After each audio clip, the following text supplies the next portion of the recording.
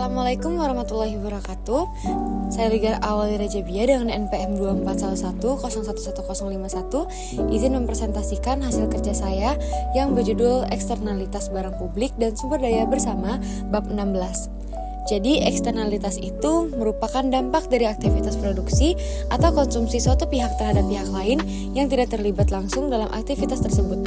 Dampak ini dapat bersifat positif, external benefit atau negatif external cost.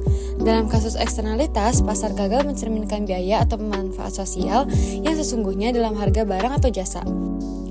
Lalu eksternalitas itu dibagi menjadi dua.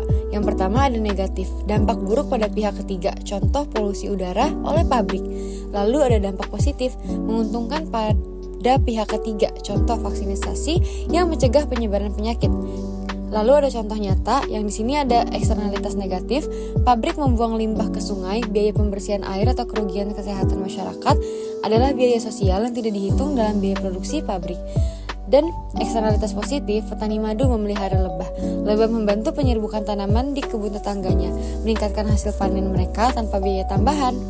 Solusi untuk eksternalitas. Yang pertama yaitu kebijakan pemerintah. Pajak Pigovian, pajak untuk internalisasi biaya eksternalitas negatif, misalnya pajak karbon untuk mengurangi emisi gas rumah kaca. Lalu ada subsidi diberikan untuk mendorong kegiatan dengan eksternalitas positif seperti subsidi untuk pendidikan atau energi terbarukan. Lalu ada regulasi langsung, pemerintah memberlakukan batasan pencemaran atau melarang aktivitas tertentu yang merugikan. Yang kedua ada pasar swasta, negosiasi cost jika hak properti jelas, pihak yang terlibat dapat bernegosiasi untuk mengatasi eksternalitas. Lalu ada barang publik. Nah, barang publik ini merupakan barang atau jasa yang memiliki dua karakteristik utama. Yang pertama itu ada non-rivalry. Konsumsi oleh suatu individu tidak mengurangi ketersediaan untuk individu lain. Yang kedua ada non-excludability, tidak mungkin atau sulit secara ekonomi untuk mencegah seseorang mengonsumsi barang tersebut, bahkan jika mereka tidak membayarnya. Karena karakteristik ini, barang publik seringkali tidak disediakan secara efisien oleh pasar, mengakibatkan kegagalan pasar. Lalu masuk ke contoh nyatanya, yaitu barang yang pertama yaitu barang publik murni. Ada pertahanan nasional, semua warga negara mendapatkan manfaat tanpa dapat dikecualikan, dan konsumsi oleh suatu individu tidak mengurangi perlindungan untuk orang lain. Lalu ada mercusuar, semua kapal di laut dapat melihat cahaya tanpa dikenakan biaya langsung. Yang kedua ada quasi public goods, jalan tol, jika ada kemacetan atau tarif, barang ini menjadi semi publik karena ada rivalitas dan eksklusi. Nah, solusi untuk penyediaan barang publik itu ada 3. Yang pertama, pendanaan pemerintah. Pemerintah menggunakan pendapat pajak untuk menyediakan barang publik, seperti membangun jembatan atau sekolah. Yang kedua, ada kerjasama publik swasta. Pemerintah menggandeng swasta untuk membangun fasilitas umum, seperti jalan tol dengan pengaturan tarif yang wajar. Yang terakhir, ada donasi atau pendanaan sukarela. Dalam beberapa kasus, barang publik disediakan melalui kontribusi sukarela masyarakat. Sumber daya bersama. Sumber daya bersama adalah barang yang bersifat rivalry tetapi non-excludable. Rivalitas berarti penggunaan oleh satu individu mengurangi ketersediaan untuk individu lain.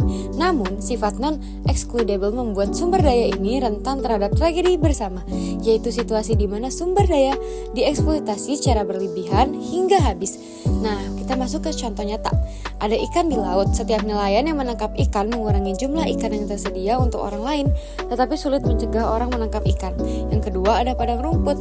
Jika terlalu banyak peternak menggambarkan ternak di padang rumput umum, rumput akan habis merugikan semua pengguna. Jadi solusi untuk sumber daya bersama yang pertama ada regulasi pemerintah.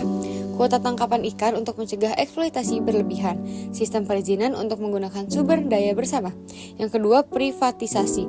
Memberikan hak kepemilikan kepada individu atau kelompok sehingga mereka bertanggung jawab untuk menjaga kelestarian sumber daya. Yang ketiga, ada pengelolaan komunitas.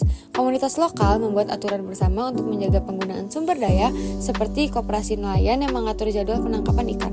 Lalu ada kesimpulan. Jadi ketiga konsep ini tuh menunjukkan berbagai bentuk kegagalan pasar. Yang pertama ada eksternalitas, pasar gagal mencerminkan biaya atau manfaat sosial. Yang kedua ada barang publik, pasar gagal menyediakan barang yang menguntungkan banyak orang karena tidak ada insentif bagi produsen. Yang ketiga yaitu sumber daya bersama. Pasar cenderung mengeksploitasi sumber daya yang tidak dimiliki secara individu. Nah, peran pemerintah sangat penting dalam mengatasi kegagalan pasar ini melalui kebijakan, regulasi, atau penyediaan langsung barang dan jasa. Pendekatan yang tepat bergantung pada karakteristik masalah yang dihadapi. Sekian dari saya, terima kasih. Wassalamualaikum warahmatullahi wabarakatuh.